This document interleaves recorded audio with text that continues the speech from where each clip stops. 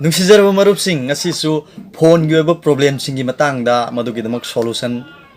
ꯅꯆꯤꯡꯕ ꯄꯨꯗꯨꯅ ꯑꯗꯨꯝ ꯂꯥꯛꯆꯔꯤ ꯃꯌꯥꯝꯁꯤꯅ ꯚꯤꯗꯤꯑꯣꯁꯤ ꯁꯦꯝꯅꯕ ꯍꯥꯏꯕꯤꯔꯛꯄꯁꯤ ꯌꯥꯝꯕ ꯀꯔꯝꯕ ꯇꯣꯄꯤꯛꯇ ꯄꯥꯏꯈꯠꯀꯗꯕꯅꯣ ꯍꯥꯏꯕꯁꯦ ꯑꯩꯁꯤ ꯈꯤꯇꯪ ꯑꯩꯉꯣꯟꯗ ꯆꯃꯝꯅꯕ ꯑꯃ ꯂꯩꯔꯦ ꯑꯗꯣ ꯑꯩ ꯃꯌꯥꯝꯅ ꯍꯥꯏꯕꯤꯔꯛꯏꯕ ꯚꯤꯗꯤꯑꯣ ꯍꯥꯏꯗꯤ ꯁꯦꯝꯅꯕ ꯍꯥꯏꯕꯤꯔꯛꯄ ꯚꯤꯗꯤꯑꯣꯁꯤꯡꯁꯦ ꯑꯩ ꯂꯣꯏꯅ ꯁꯦꯝꯅꯅꯕ ꯍꯣꯠꯅꯖꯒꯅꯤ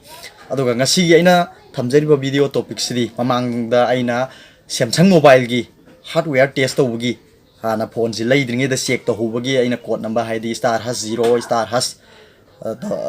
ꯑꯩꯅ ꯍꯥꯏꯖꯈꯤꯕꯗꯣ ꯑꯗꯨ ꯃꯤ ꯌꯥꯝꯅ ꯑꯩꯈꯣꯏꯒꯤ MI ꯃꯣꯕꯥꯏꯜꯒꯤꯁꯨ ꯍꯥꯏꯕꯤꯔꯛꯎ ꯍꯥꯏꯕ ꯌꯥꯝꯅ ꯂꯩꯕꯗꯒꯤ ꯑꯩ ꯚꯤꯗꯤꯑꯣꯁꯤ ꯁꯦꯝꯖꯕꯅꯤ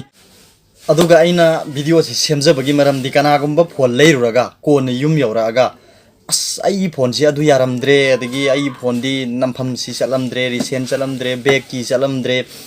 फ्रंट कैमरा यारमद्रे बैक कैमरा से मथौ तौरमद्रे माइक्रोफोन यारमद्रे चार्जर थिनफम यारमद्रे हाइबन सिंगबा लोइना अदुगी प्रॉब्लम हेक थेंगनबा यावे कोनना आदि मरोइना सेकेंड हैंड की मोबाइल सिंग लेरोगा अदु हाना हाइरिबा हार्डवेयर टेस्ट तौबगी नियम से खंगौरगदी लोइना टेस्ट तौथोकपिरगा लौद्रिङै टेस्ट तौथोकपिरगा ओ माइ सी आई सी यादे हाइबन सिंगबदु लोइना खंगनबा अदुगी दमक आइना वीडियो सेमजबने अयामा मी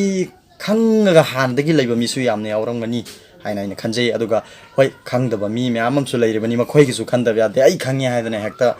सिदे आइना हान खंग्रबा वीडियो नि यारे लिमनगिरे गायना अखोइगी कमेंट तौबिरक मी याव यारगदे अदु तौबिगनु हाइदि मा खंगगा कन तौबु नते हाइदि अतोप मी खंद्रिबा म्याम अमसु खंजसनु हाइ वाखंदु खनबियो हाइबा वफम सिमसु थमजगे फरे अदुदि आइगी मिंग संजिचरम अदुगा अदोमनि यंगिरिसना यंगसनसि खंगसु मणिपुर लालो ngasi अनौबो लबसिंगमा को म्याम फंगिनरसि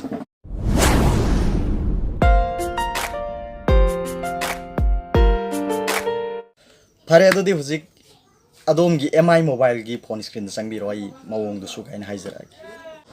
अहान मक्तदा अदोमगी MI मोबाइल दुदा संगबिरो मसी MI मोबाइल खक्तगिनिको आई नमजरे डायल से नंबिरो इस करियन नमगनी हाइ मतमदा स्टार हस 6484 हस स्टार सुमाय नम मतमदा सि थोलानी आ मुनि यंगबिरो सिदा हार्डवेयर टेस्ट की नि थोलाइसि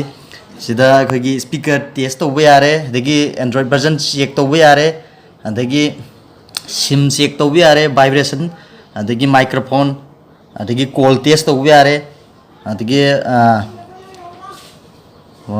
फ्रंट की माइक्रोफोन दुगा माइक्रोफोन अतै पीरिबा MI गिदी माइक्रोफोन अनि यावबा लै अदो अनि मकी पीरे अदगी प्रॉक्सिमिटी सेंसर चेक तौबे यारे अदगी FPC फिंगरप्रिंट टेस्ट तौबे यारे अदगी बटन सिंग आइदी रिसेंट की पावर बटन अदगी volume up button down button अदगी होम रिसेंट अदगी बैक लेरिसिंग जे लोइना टेस्ट तौबे यारे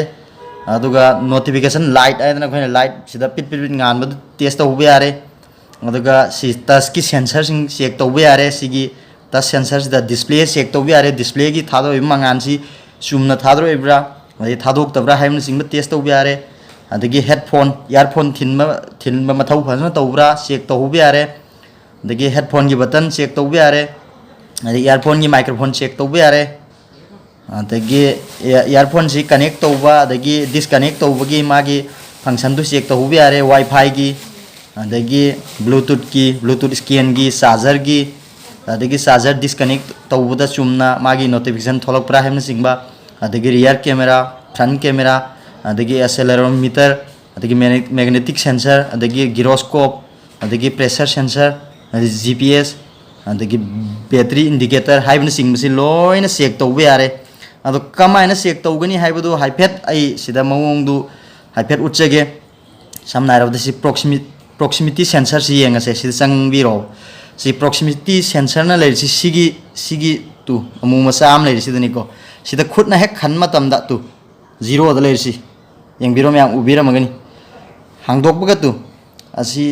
प्रॉक्सिमिटी सेंसर सि मथौ तौरी हाइबसि सिदा खंबिरो तु सुमान सि खनबगा से सुमाना टेस्ट तौबसि टेस्ट सि कैलिब्रेशन तौरगा पास तौरे हाइबसि पास आइना यारे हाइबदु पास ता सि पीबीबा यारे हाइरे अदुगा बैक तौबिरो मथंग सि पास ले फेल होइबसिंदु फेल होइन पीबीरो दे बटन चेक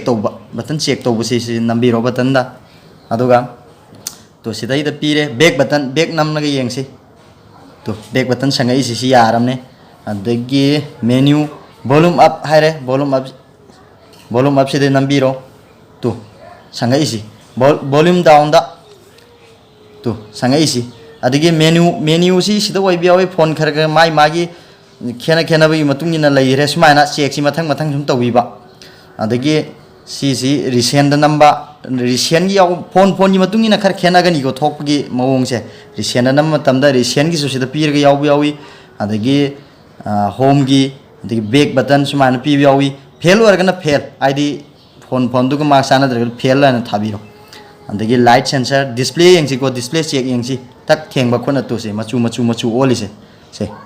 अदो अइना अमुकसु पंजगे एंड्रॉइड वर्जन खेनबगी मतुंगिना फोन की मॉडल खेनबगी मतुंगिना थोइबा मोंगसी खेनबा याय हाइबसिमसु अइ थमजगे अदुगा तै चेक यंगबे याबसिंग सुम यंगसी कैमरा यंगसी रियर गिनी रियर कैमरा सी सम नंबी तारे सिदा सी कैमरा हायरगा कैमरा दो पुसिनबिरो सी नंबी तारे तो से कैमरा यारी हाइबसिमा सिदा नंबी तारे सुमायना यारे कैमरा शॉट तौरनी टिक मार्क से नंबीरनी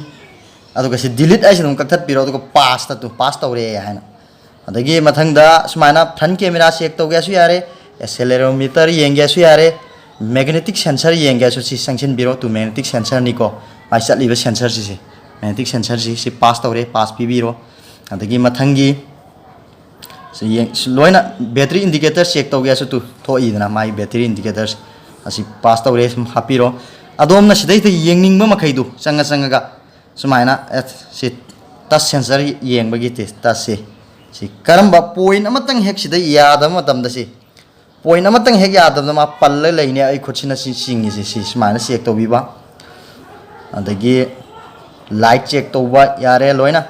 सुमायना फोन से लेद्रिङैदा सिम कार्ड स्लॉट सिंग चेक तौबीबा यारे स्पीकर चेक तौनबगी नंबीरो सी कैलिब्रेशन सुमायना नंबीरो मसाना आतंग आईबीओ मसाना मागी कनोगी मतम अमा लोइसनबैतु से यारे सी पास तौरे स्पीकर चेक तौबु कौई से संगमन गाले सी पास तौरे हारिन यारे सिम चेक तौबुइनि सिना अदुगा सुमायना लोइना फोन सिमा लेद्रिङैदा हाना एमआई की फोन बु लेरगदी एमआई Xiaomi फोन बु लेरगदी सुमायना चेक अमतंग तौबी हो आईदी युम यौरगा हयेंग हाइमा आईदी अदुसु यारमद्रे अदा यारमद्रे हाइबदु लैतनबगीदमक हाइदना आइना वीडियो से सेमजबनी हाइबा वाफम चिंतंग थमजगे हुजिक मयाम ज्ञान ताबिरनिको आइना हाइजरिसे अदुना अमुका हंजगे यंगो नंबर दु ngसाइगे आइना हाइगिबदु